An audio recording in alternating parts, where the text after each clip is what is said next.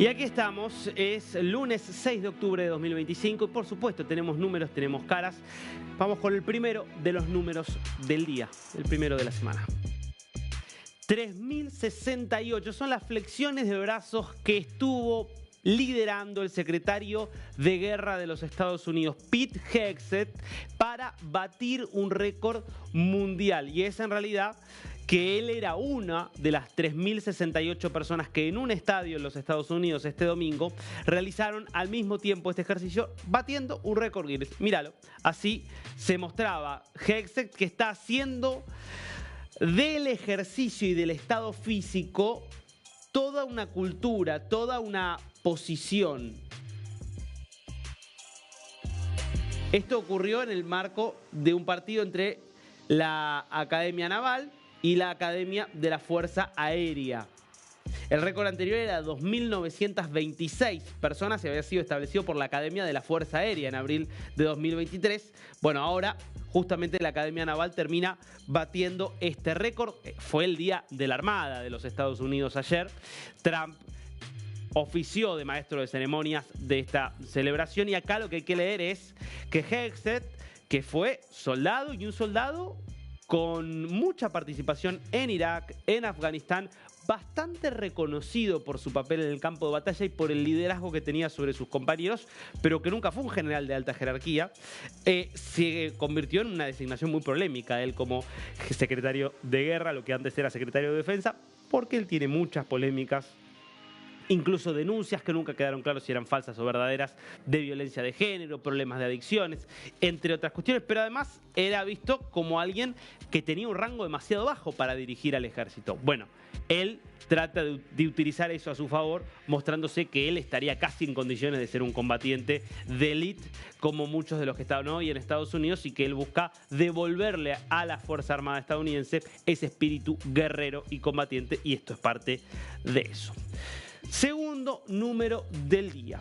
137.000 barriles diarios va a agregar a su producción diaria, a su cuota mensual a partir de este mes, la OPEP Plus, la OPEP más, la Organización de Países Exportadores de Petróleo, ampliada a otros países que se fueron sumando a este club, que tiene su sede principal en Viena, Austria, aunque no participe Austria, por supuesto, de este grupo, tiene más que ver con la búsqueda de un país, de un lugar neutral. Obviamente los países más importantes aquí son esencialmente Arabia Saudita, los países de Golfo, Rusia, que también forma parte de OPEP Plus, y acá hay una intención que es recuperar cuota de mercado, tener más presencia en un mercado del cual vienen perdiendo lugar, entre otras cosas, porque claro, eran los países que decidían directamente el precio del petróleo en el tiempo pre-shale, es decir, en el tiempo pre-petróleo no convencional, cuando eran solamente las fuentes convencionales de extracción de petróleo las que abastecían al mercado. Hoy, con la revolución del shale, tantos años después de la revolución del shale, donde se produce tanto petróleo a partir de este mecanismo que es más costoso, pero que se ha vuelto cada vez más eficiente, ya los países de la OPEP no tienen el mismo peso que antes, quieren volcar más barriles al mercado para volcar y lograr recuperar parte del peso perdido. Nos metemos con las caras de este lunes y son dos caras, las caras de un gobierno que cae y las caras de un gobierno que crece, que, mejor dicho, comienza, que se levanta. El que cae es Sebastián Lecornu, que se ha convertido en el primer ministro más breve de la historia de Francia. Sebastián el Breve va a ser llamado. Solo 27 días duró en el cargo, pero pasó algo peor. Duró solamente unas, ¿cuánto? 10 horas como mucho, desde el momento en el cual presentó formalmente a su equipo de gobierno, a su gabinete. Esto pasaba anoche y hoy a primera mañana renunciaba. Esto habla del desastre político en el que está inmerso Francia. Así anunciaba Lecornu, así salía en el Elíseo a anunciar su dimisión.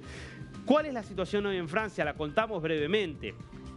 Francia tiene un gobierno que es el de Emmanuel Macron, que es el presidente, pero hay un primer ministro que responde al Parlamento y que tiene muchas tareas ejecutivas en la cotidianeidad de llevar adelante el programa de gobierno del presidente.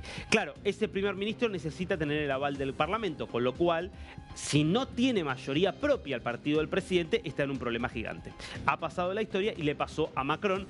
La falta de mayoría se agravó cuando él llamó a elecciones anticipadas el año pasado, después de perder escandalosamente la elección del Parlamento Europeo. Eso arrojó un Parlamento de tercios. En ese Parlamento de tercios viene no pudiendo poner un primer ministro en condiciones de sostenerse. François Bayrou había durado menos de un año en el cargo, renuncia después de que se rechazara su plan de ajuste, porque encima es una Francia que necesita hacer un ajuste de más de 40.000 millones de euros del producto. Asume hace 27 días el lugar de Bayrou, Le Cornu insiste con un programa de ajuste y ayer presenta un gabinete. ¿Y a quién presenta en su gabinete? Bueno, entre otros, como ministro de Defensa lo incluía a Bruno Le Maire, que es el ministro de Finanzas que llevó las finanzas a una situación de desastre por las cuales hoy Francia tiene que hacer este ajuste. Entonces, la verdad es que el repudio de todo el arco político fue tan grande que le dijeron: no vamos a aprobar tu presupuesto, no vamos a aprobarte a vos ni a tu gabinete, con lo cual tuvo que dimitir. Y ya hoy tenés a muchos en Francia que piden no solo la cabeza de Le Cornu, que ya se la dieron, sino la del propio Emmanuel Macron, la del propio presidente que está en su peor momento desde que llegó al Elíseo hace ya casi 8 años. Segunda cara del día, te decía, un gobierno que cae y un gobierno que nace es el de Sanae Takaichi. Sanae Takaichi, que se va a convertir en la primera mujer en la historia en ser primera ministra de Japón, un país muy conservador, muy tradicional, democrático, pero bastante machista. Por eso es toda una noticia que está generando euforia en los mercados, te digo, ¿eh? En este momento, mucho rebote en las acciones japonesas, y esto ha sido celebrado por el propio presidente de los Estados Unidos, Donald Trump, que publicaba el mensaje que vas a ver a continuación. Este mensaje en su red social, en X. Japón acaba... A veces del inglés al español no hacemos el lío. Japón acaba de elegir a la primera mujer como primera ministra, una muy respetada persona de gran sabiduría y fortaleza. Es una tremenda noticia para el increíble pueblo de Japón. Felicitaciones a todos. Japón tiene un sistema parlamentario. Hoy gobierna el Partido Liberal Democrático, que es el histórico, que desde hace muchos años es el partido más importante de Japón, y que estaba con un liderazgo muy debilitado, que era el del primer ministro Shigeru Ishiba, que arrastraba escándalos, impopularidad y que no terminaba de convencer.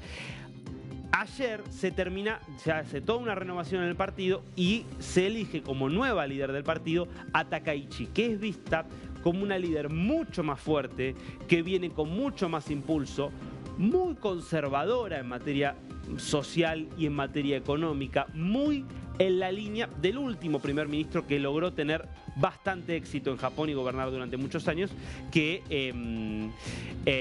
es el ex primer ministro Shinzo Abe. Recordemos, de trágico final, asesinado por un enfermo mental y terrorista en el año 2023, si no estoy haciendo mal las cuentas, creo que fue en el 22 o en el 23, fue asesinado Shinzo Abe. Bueno, Takaichi es de la línea de Abe y los mercados están viendo que puede inaugurarse otro ciclo de estabilidad en Japón, una de las potencias más importantes del mundo, pero un país que atraviesa un estancamiento de muchísimas décadas. Veremos si Takaichi, primera mujer al frente del país, logra sacarla de esta situación.